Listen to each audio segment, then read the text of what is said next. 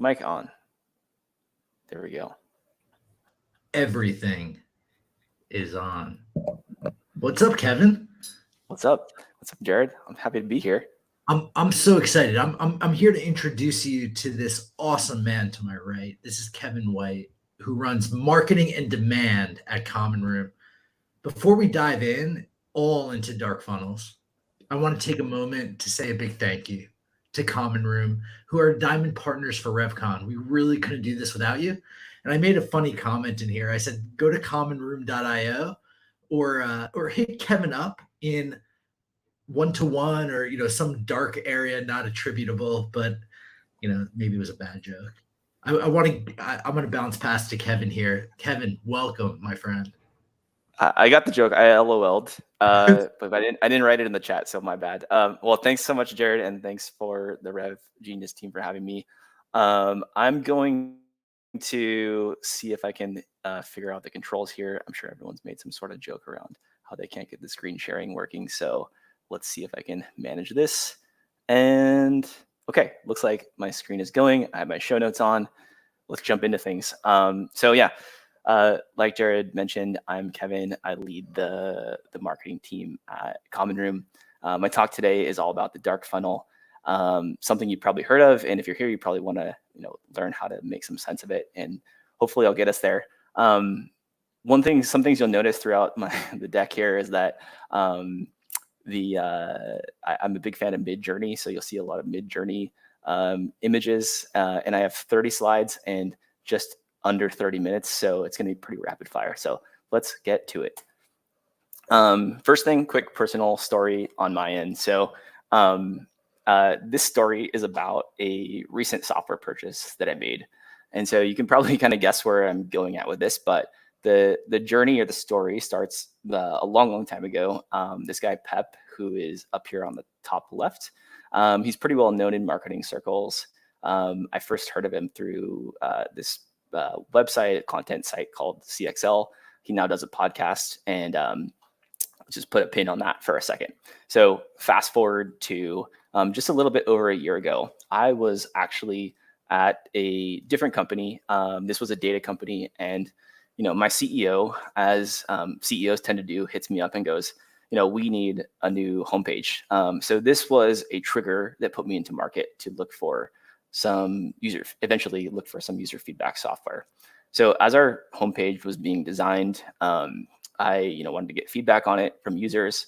I've used a product called user testing before, which is great, but I was looking for something a little bit more bespoke. So instead of Googling stuff, I turned to a small, tight-knit marketing group that I'm part of, and I was like, what are y'all using? They mentioned, we use this. I've heard good things about this product called Winter, but haven't used it. So then I go to another group that has it's a Slack group that has thousands of marketers and growth and product people.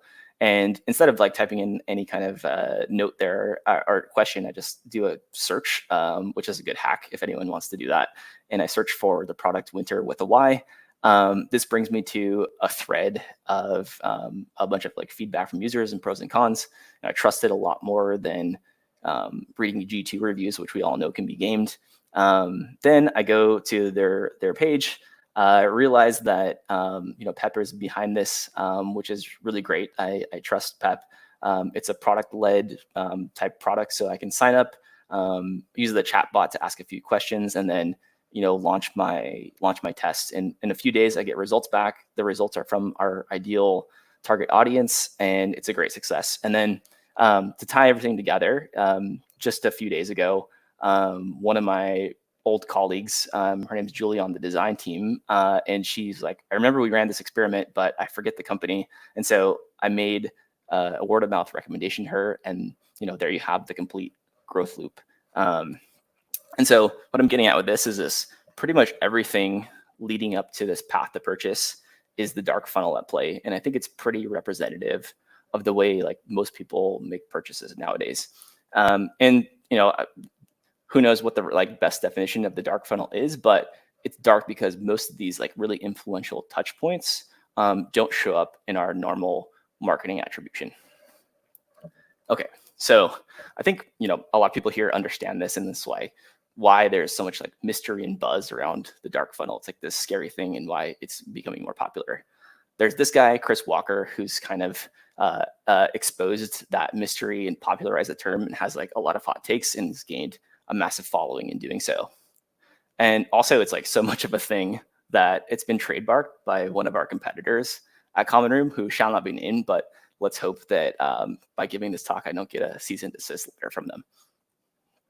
Okay, so let's jump into some trends to substantiate what we're feeling. And I think the go-to example here is Apple doing Apple tracking transparency, kind of sticking it to Facebook, not giving users the agency to like not allow themselves to be tracked.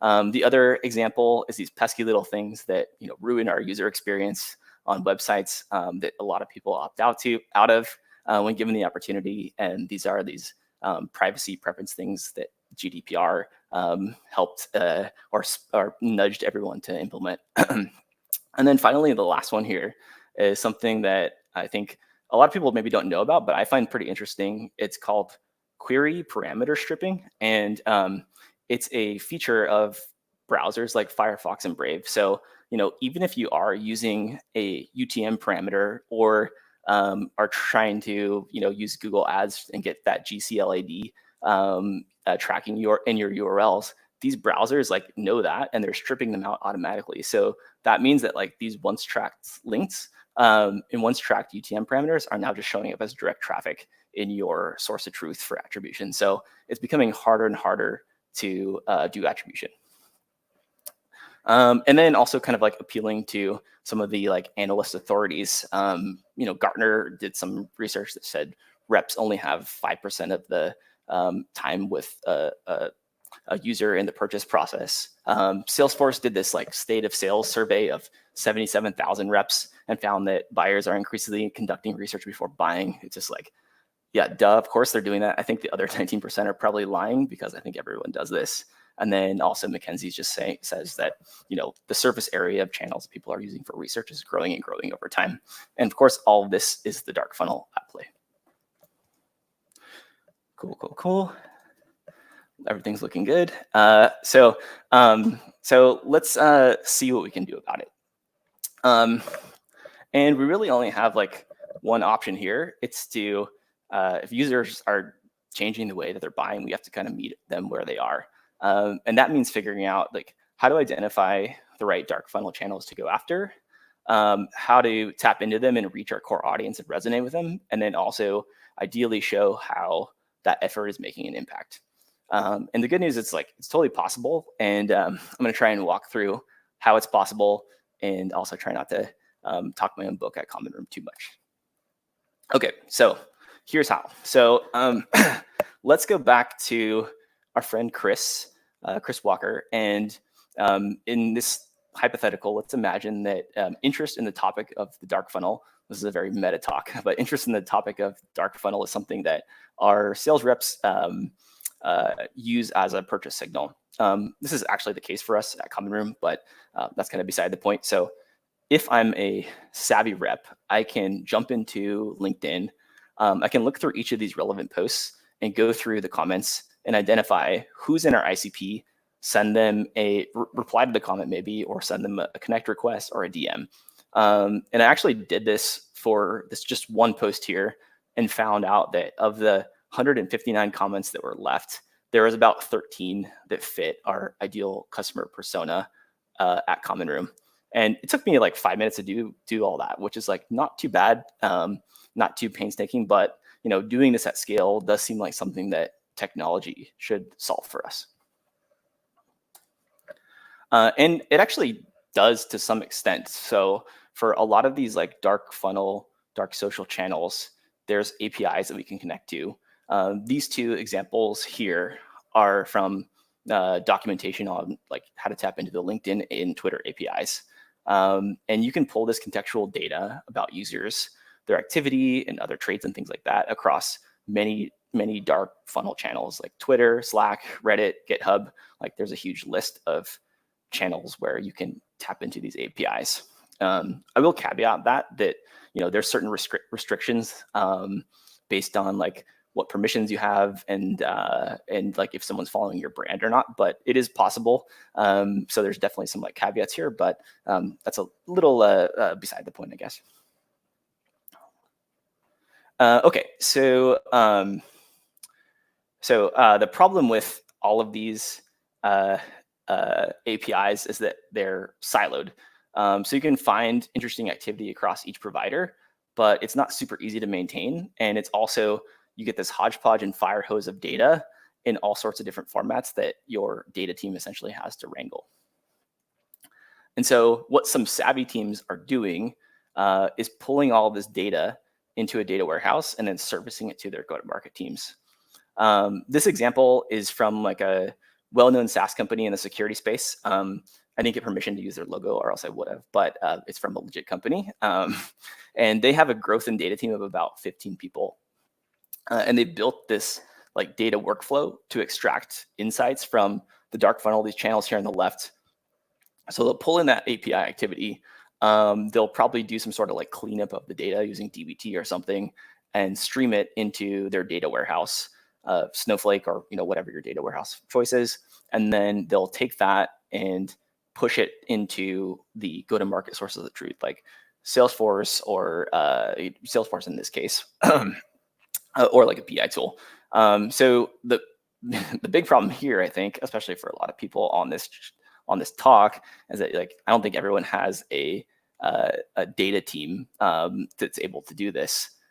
So typically, like what we find is like when this data is collected, it just ends up in a data warehouse and doesn't get to reps. So it's great if you're a data analyst or an engineer, but not so much if you're on the go-to-market side of things. Because I don't know about you, but like I don't know SQL all that well, and many people in the go-to-market world don't know SQL. So what we tend to see is the following: is that you get data into a data warehouse, but sales reps don't know how to extract insights because they don't know SQL. In many cases, they won't have access to the data warehouse. They don't have the keys. On top of that, like data and analytics teams are pretty backlogged. So if you make requests of them, it's often too late. You have to work quickly with this data because that's when it matters. And then on top of that, like we don't exactly know what to ask for. So at best, what tends to happen is like this data is getting into a BI tool like Looker or Tableau, which is also not super familiar territory for reps, and they're just kind of swimming, trying to figure out who to reach out to.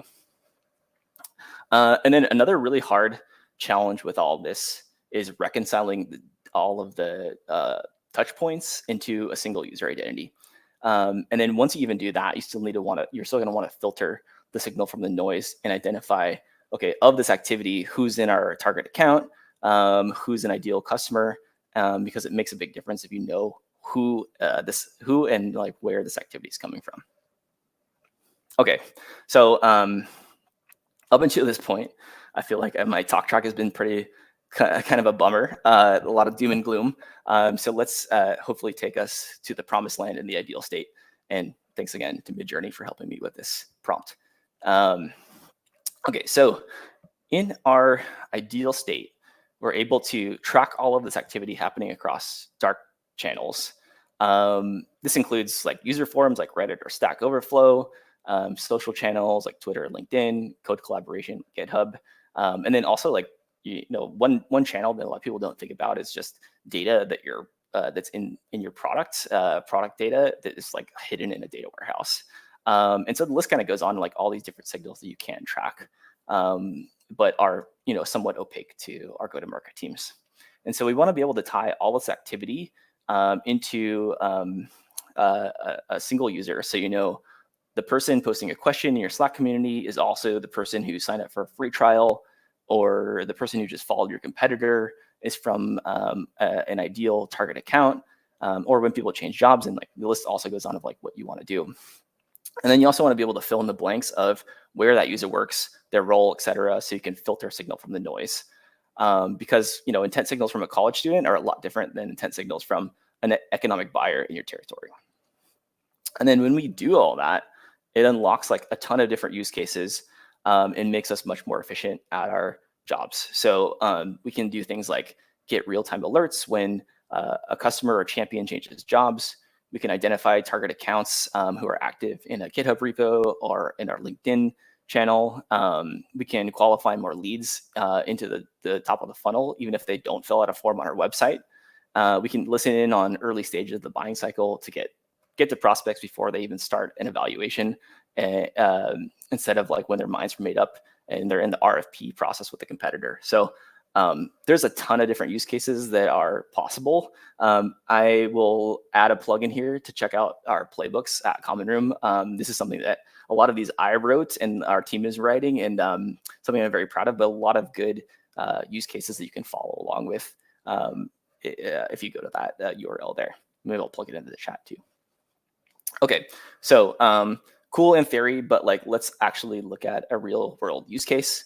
And disclosure, this is the part of the talk where I kind of talk my own book and talk about Common Room a lot, but I think the takeaway still kind of remains the same, whether you're using us or using something, like building something on your own. And so this use case is from one of our customers. They're Temporal. They sell software to developers.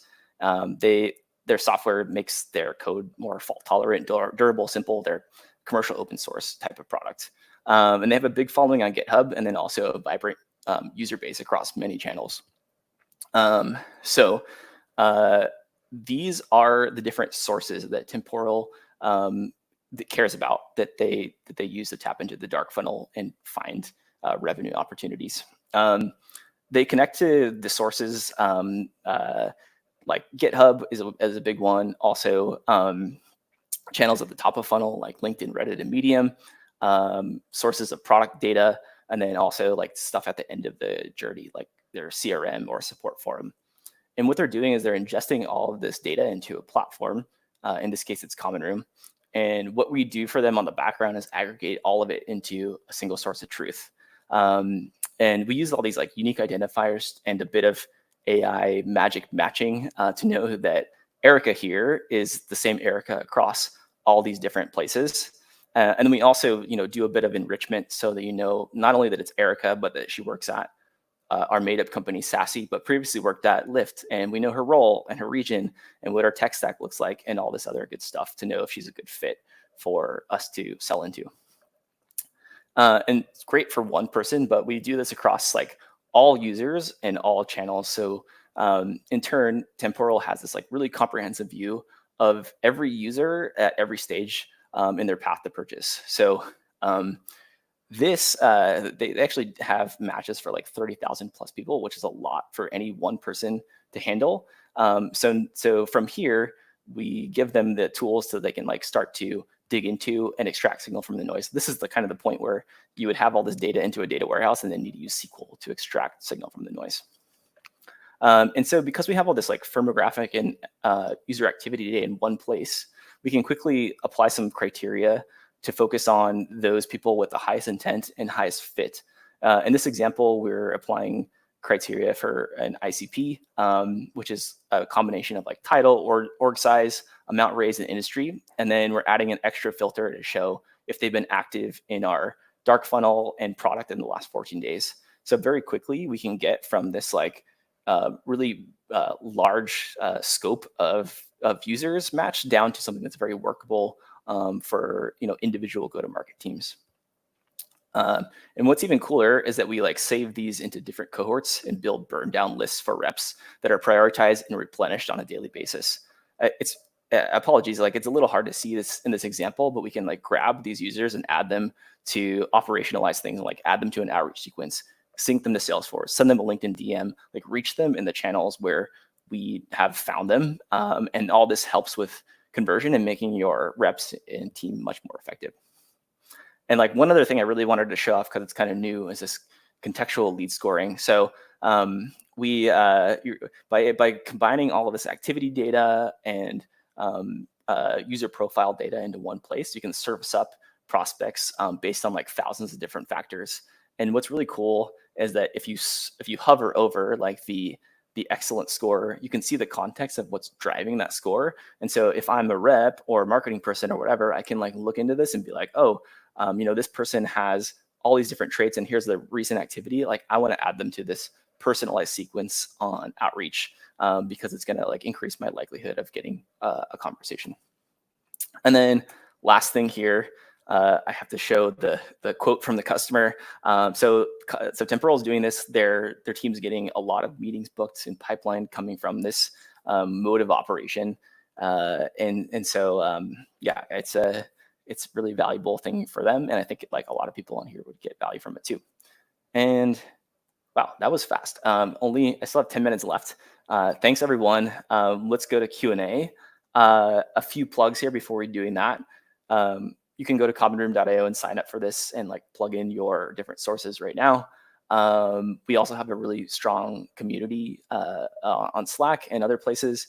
And then I post a lot about this stuff on LinkedIn. So plug to follow me on LinkedIn or just email me directly. It'll be very dark if you do that, kevin@commonroom.io. So I think that sums it up. Jared's on here. Maybe I'll stop sharing my screen so that we can do more FaceTime. Good. That was incredible, Kevin. You know, it's funny. I was asking, I'm like, what level of companies or what quantity of companies have some level of this sophistication set up already? Yeah, it's really hard. Like, that's why I was like, I don't want to like talk like common room too much. Like, that's kind of like the area where we're like, you know, fitting into. It's like, you know, doing all these things on your own is like not trivial. Like, you have to have a team of pretty much like a data engineering and data team that is like has the same incentives as your growth team to like build this on your own. Yeah, and not too many people do it. So to answer the question, yeah, it's like very rare you see something like that. More like the later stage companies, they have pretty like engineering heavy employee base, like, you know, around 400 plus employees is when you kind of see something like this come into play. Yeah, I mean, let's simplify it, right? Because there's probably some companies that are smaller here and some that are bigger that like just want to get started. What channels can we start with? Like how do we get this going? Yeah. I think that's always with the dark funnel in general, just like that is like the top question is like, how do I even get started? Like, what do I do? I think most people have like a pretty good intuition of, you know, I don't think one channel is better than the other. I think most people have a pretty good intuition of like, okay, our users are developers. They're on GitHub, they're on Hacker News, they're on these channels that like developers hang out on. Like, let's go there. Or, you know, our customers, our target audience is, you know, sellers and marketers or whatever. Like, they're on LinkedIn. Like start with the channels where you like the watering holes where you know your audience is. I mean, that's like really obvious, like general advice, I guess. But I think that, you know, just starting with one in one place, like really helps, you know, scope down the like analysis paralysis and like, gets people like on the right track. And then you can kind of like expand after that, you know. Had an awesome question come in and from Emily that isn't the answer pretty much fuck you if you try to get someone to buy a product from liking a post, you know, like looking at the Chris Walker example, right? Like the comments, like, okay. Totally. Talking about dark funnel. It's Chris Walker's audience. Yeah. So Fine Labs, they're fan people. I'm gonna just come in and be like, hey, saw you liked a post from somebody not me. Can you buy? Yeah. I think that is kind of like where the art of the sale happens, right? It's like, of course, if you just like jump in there and you're like, you know, take, like people aren't going to respond and they'd be like, oh, you're spamming me, like get out of here.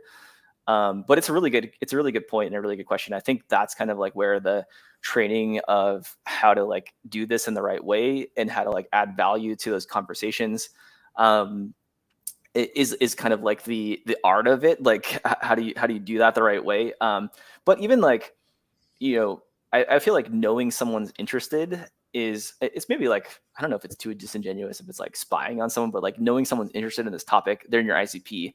Like, you don't have to actually like message them or like slide into their comments. You can just follow them or try and connect with them. And then when they do end up connecting with you, inevitably some people will, then you can kind of say like, hey, I saw that you like this post. Like, here's like my company's like helping out with stuff that's related to this. Like, let me know if you're interested. Like, I feel like that's pretty harmless. So there's ways to do it with grace. Yeah, and I believe there's also ways to like have different levels of intent. You have the person that just commented on one, but they're part of a company that's interacted in various ways as well. It's like, I saw that you commented here, but I've also seen like everyone in your marketing department like interact in this community or this or that, like, right? Like, Yeah, because so you see familiar faces, and then it like makes your chances so much likelier to like get connected with someone or like to start a conversation. If like the whole company is like bought in, or you have multiple people bought in and like adding value and jumping into these conversations for sure. Yeah. and what like enrichment match rates do you see typically? So it varies. Like this is one thing that varies greatly from channel to channel. Like I feel like the enrichment rate on like pulling in data from the LinkedIn API is really high. Like 70 to 80%.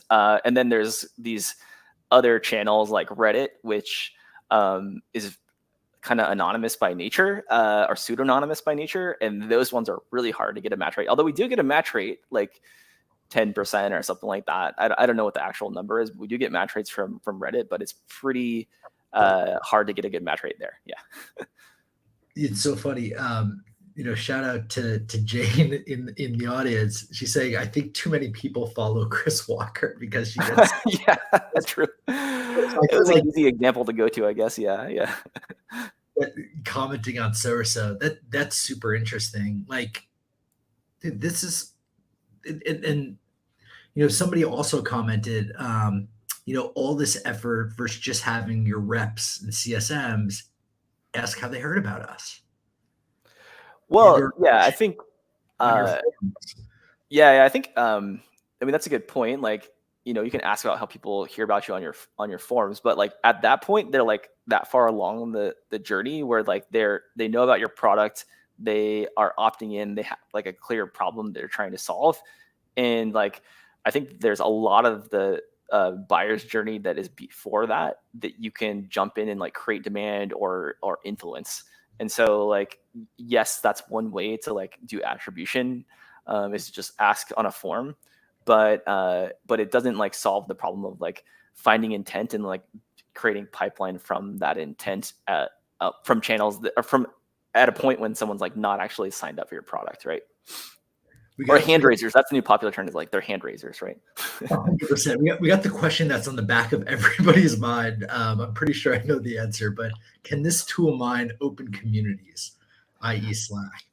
No. So that is, I kind of alluded to that for when I was talking about permissioning, but it's not like you can just jump into the RevGenius Slack and like, grab all of the data feed there. I think there's some nefarious tools that do that, but you like in order to do that with Common Room, you need to have permissions. Like Jared can hook up RevGenius Slack to Common Room to like pull all that data in, but like me as like a random user can't do that. So Now, I'm curious, what's like the most common use case that you're seeing now plugged Common Room in, with having all of these data sources and stuff versus before?